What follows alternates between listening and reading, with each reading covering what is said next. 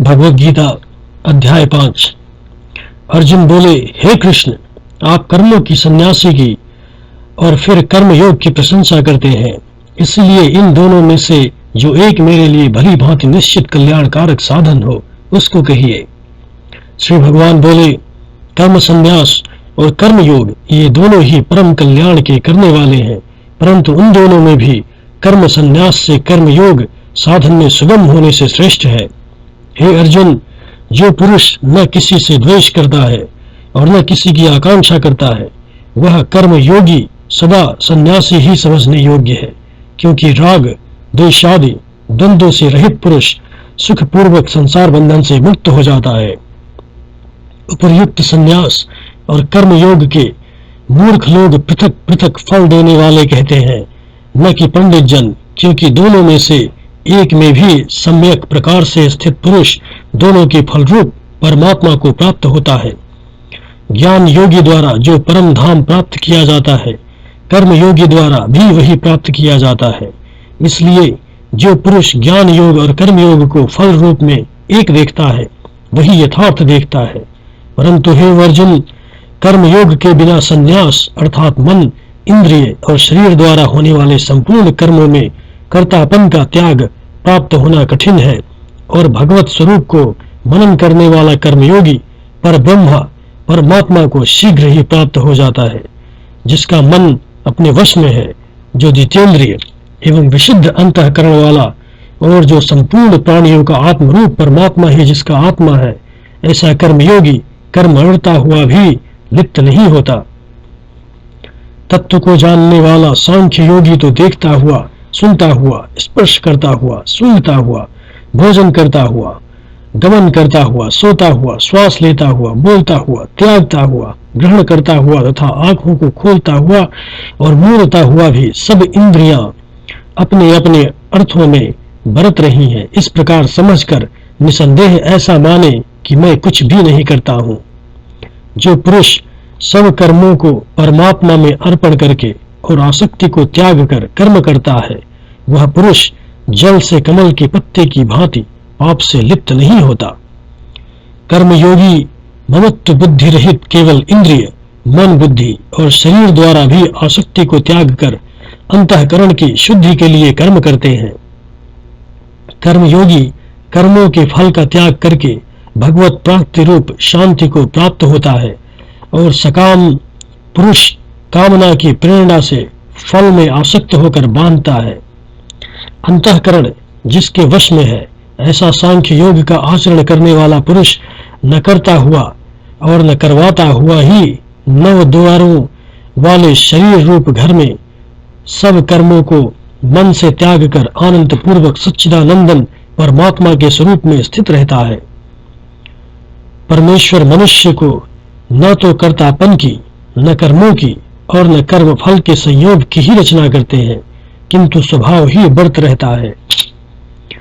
सर्वव्यापी परमेश्वर भी न किसी के पाप कर्म को और न किसी के शुभ कर्मों को ही ग्रहण करता है, किंतु अज्ञान के द्वारा ज्ञान ढका हुआ है, उसी से अज्ञानी मनुष्य मोहित हो जाते हैं। परंतु जिसका वह अज्ञान परमात्मा के तत्व ज्ञान द्वारा नष्ट कर दिया गया है, उनका वह ज्ञान सूर्य के सदृश उस सच्चिदानंदन परमात्मा को प्रकाशित कर देता है। जिनका मन तद्रूप हो रहा है, जिनकी बुद्धि तद्रूप हो रही है और सच्चिदानंदन परमात्मा में ही जिनकी निरंतर एक ही भाव से स्थिति है, ऐसे तत्परायण पुरुष ज्ञान के द्वारा पाप रहित होकर अनुपूर्वावृत्ति को अर्थात परम गति को प्राप्त होते हैं। वे ज्ञानी जन विद्या और विनय युक्त ब्राह्मण में तथा गौ, हाथी, कुत्ते और चांडाल में भी समदर्शी ही होते हैं। जिनका मन संभाव में स्थित है, उनके द्वारा इस जीवित अवस्था में ही संपूर्ण संसार जीत लिया गया है, क्योंकि सच्चिदानंदन परमात्मा निर्दोष और सम है, इससे वे सच्चिदानंदन परमात्मा में ही स्थित हैं। जो पुरुष प्रिय को प्राप्त होकर हर्षित नहीं हो और अप्रिय को प्राप्त होकर उद्विग्न न हो, वह स्थिर बुद्धि संशय रहित ब्रह्माविद्ता पुरुष सच्चिदानंदन पर ब्रह्मा परमात्मा में एक ही भाव से नित्य स्थित है। बाहर के विषयों में आसक्त अंतःकरण वाला साधक आत्मा में स्थित जो ध्यान जतिक सात्विक आनंद है उसको प्राप्त होता है। तदंतर वह सच्चिदानंदन पर ब्रह्म परमात्मा के ध्यान रूप योग में अभिन्न भाव से स्थित पुरुष अक्षय आनंद का अनुभव करता है।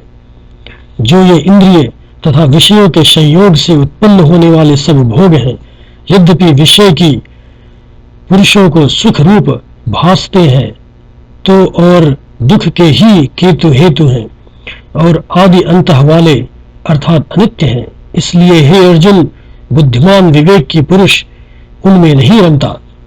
जो साधक इस मनुष्य शरीर का नाश होने से पहले पहले ही काम क्रोध से उत्पन्न होने वाले वेग को सहन करने में समर्थ हो जाता है, वही पुरुष योगी है और वही सुखी है। जो पुरुष अंतरात्मा में ही सुख वाला है, आत्मा में ही रमण करने वाला है तथा जो आत्मा में ही ज्ञान वाला है, वह सच्चिदानंदन पर ब्रह्मा परमात्मा साथ एक ही भाव को प्राप्त सांख्य योगी शांत ब्रह्मा को प्राप्त होता है। जिनके सब पाप नष्ट हो गए हैं, जिनके सब संशय ज्ञान के द्वारा निवृत्त हो गए हैं, जो संपूर्ण प्राणियों के हित में रत है और जिनका जीता हुआ मन निश्चय भाव से परमात्मा में स्थित है, वे ब्रह्मावेत्ता पुरुष शांत ब्रह्मा को प्राप्त होते हैं। काम क्रोध से रहित जीते हुए चित्त वाले पर ब्रह्मा परमात्मा का साक्षात्कार किए हुए ज्ञानी पुरुष के लिए सब ओर से शांत पर ब्रह्मा परमात्मा ही परिपूर्ण है। बाहर के विषय भोगों को न चिंतन करता हुआ बाहर की ही निकालकर और नेत्रों की दृष्टि को भ्रिकुटी के बीच में स्थित करते हुए नासिका में विचारने वाले प्राण और अपान वायु को सम करके जिसकी इंद्रियां मन और बुद्धि जीती हुई है, ऐसा जो मोक्ष परायण मुनि इच्छा भय और क्रोध से रहित हो गया है, वह सदा मुक्त ही है।